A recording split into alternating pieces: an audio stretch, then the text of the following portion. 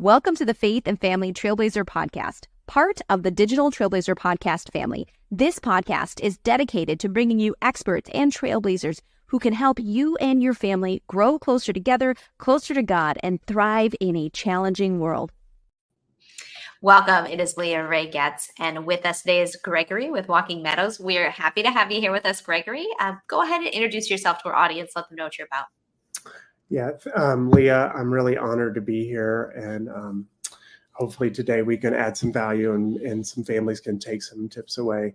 My name is Gregory Meadows. I am the owner of Walking Meadows. I have a life coaching practice that predominantly works with parents and adolescents and teens that are struggling with conflict. Children may be acting out, parents may be struggling with communication issues. And so that is who I help and what I do. Awesome. So how did you get started in this area? Well, it all started on a spring day on March 26th, a long time ago in Paducah, Kentucky. I feel like out of our greatest wound can come our greatest gift. Mm-hmm. And so I have my own tumultuous childhood story, and I won't bore your audience with that, but I really struggled as a child, had a lot of conflict growing up, and some not so great things happened. And so as I got older, I developed a high level of empathy. Mm. And so in this work, we have to be able to hold what I call the container of other people's suffering. And how I got good at that is because I was able to do that for myself, my family, things like that. And so eventually was graduating from high school, and the guidance counselor was like, "What are you going to do?" And I'm like, I don't know. And they say, "Well, what are you good at?" And I was like, "I'm good at talking with people." And they're like, "You should be a therapist." And I was like, "Okay." And so went to college, got a psych degree, a few years in 2003, got my life coaching certification. And over this time, I've coached hundreds of families in all different facets, from two-parent divorced households, high conflict divorces, single-parent households, grandparents, kinship, foster parents, adoptive parents, through all the challenges that can come up through trauma, abuse, neglect, and things like that. And so I've just been doing it ever since then. Wow, there's some heavy stuff in there, so for sure. Okay, so what do you see as a common struggle in families today with parents? And is it mostly older kids, teenagers? Yeah. So my target demographic would be the sort of 12 to 18 crowd. Mm-hmm. We are seeing the problems that, say, 30 or 40 years ago, when we may have been growing up, we didn't really struggle with those things until we were 16, 17, 18. Mm-hmm. Now we're seeing kids as early as 10, 11, 12, kind of struggling with some of these teenage coming of age, perfectly developmentally appropriate behaviors and things like that. And so I work predominantly with them. And what was your other question? I'm sorry. Yeah. What are some of the challenges that we're seeing, that the folks that you're working with, or people who are needing help these days? Yeah. So two challenges. One, I see a lot of parents who want to be their kid's friend. Mm. And what happens is your kids' friends don't tell them what to do. They might influence them, but they don't tell them what to do. And so when in our effort to heal our own trauma, heal our own wounding, we don't want to be the bad guy, things like that, we'll end up being their friend. Mm-hmm. And that's great, because maybe it's a great place to communicate from. Your child feels open to communicate, but when it comes time to have some guardrails, natural consequences and things like that, kids will really struggle against that, because parents have put themselves in the friend zone, so to speak, right? And so I think that one, and the second biggest one is social media.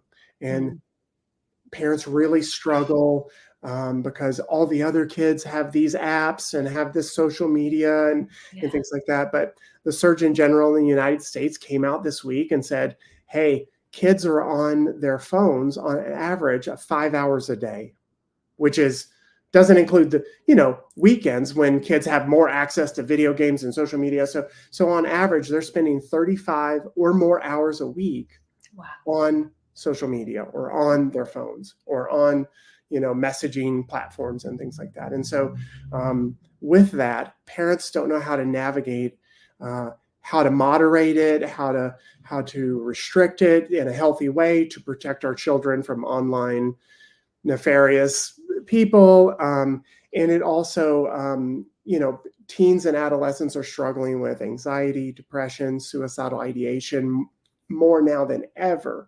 And so those are the top two things that I see that parents are really struggling with and figuring out how to navigate. Yeah. So let's tackle the first one first. So how do you make sure you're not in the friend zone, or what are some tips on how to get out of the friend zone if there's any parents listening who thinks they might have been friend zoned by their child? Yeah. This is great. A lot of times, if we in adolescent and teenage years, our children are biologically hardwired to resist rules, boundaries, expectations. They're exploring how to be an adult, how to exert their will into the world, right? And so some of this is really natural, but it's really an energy that you have with your child. So it goes beyond, I have rapport with my child, to, they didn't really study for the test. They've been slacking off. They've been playing video games 8 hours after school. They're not getting their homework. They're getting Fs. And now I have to implement some guidelines and some boundaries to kind of rope it back in, right? So there's this feeling in a parent that might be like, oh, I don't know if I'm going to, I don't know if I want to do that. Oh, I know this is going to cause them to blow out and, that sort of thing. There's this balance between, like, I love you and, right? Like, I love you and I have to be the parent. I have to protect you. I have to, I'm responsible for you and things like that. So when we hold that space, like, I love you and I need you to do this thing. I need you to make sure that you're passing your grades, or whatever values that a family has for their home, that we are the stewards of their experience, right? And there's a certain amount of guiding that we could do. And there's also a certain amount of leadway that we should offer in a child having their own experience. But when it comes to safety issues, they're failing school, they're skipping school, they might be experimenting and vaping and with drugs and stuff like that. It's really on us as parents to ensure that they gain great skills, great critical thinking, good communication, good conflict resolution. And we model that in the home, which is the safe environment, right? So if anybody's ever done martial arts, you practice in the dojo to not get beat up. And it's the safe environment to get your feelings hurt, to get your nose, hurt a little bit or whatever, because we would rather our children within the safety of our own home have that structure, that safety, that they can make a mistake, they can receive a consequence, versus like waiting until they're 18 and then they get the cold dunk of reality that, like, your boss doesn't care whether you played video games all night and you slept through your shift, for example, right? So things like that, right? So it's holding this, like, I love you, I care about you, I want to hear what's going on in your life, I want to hear about your relationship challenges, your friendship challenges, things you're being tempted with, and also I have to make sure that you don't, hurt yourself or hurt someone else in the choosing and bumping around in your teenage experience. Yeah, I think that's definitely important. So when it comes to social media and phones and all of that stuff, what advice or tips or whatever can you provide for parents? Because that's a hard one. Yeah, it is a very hard one because each family's different. I generally, if a family is going to allow social media, I think there should be, parents should have access to all the passwords and all the accounts. I think that parents should also have systems in place that if a child is overreaching their, overreaching their time allotment, or maybe they're doing things on social media, or they're messaging people that you don't really know. I think there should be some guardrails. There's a lot of different softwares that you can research out there that can monitor apps, that can put limits, and then with your internet service provider, you can also have guardrails there where you can shut down tablets and phones and computers and things like that. But every family's different, so I want to be very intentional about that. Some families feel that the risk is just too great to have any social media until their brain is mostly developed in the 16 to 18.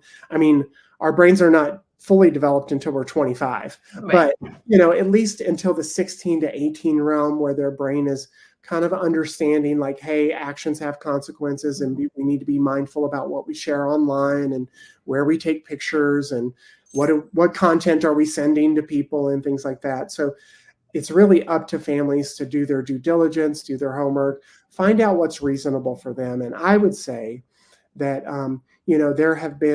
I've worked with really responsible 10-year-olds, and I've worked with really irresponsible 15-year-olds, right? Mm-hmm. So each child, even if there's multiple children in a family, right, fare is not always equal, right? And so you may have really responsible younger children and really older, not as responsible teenagers, right? And so it really is based on, hey, as long as you're getting good grades, you're coming home on time,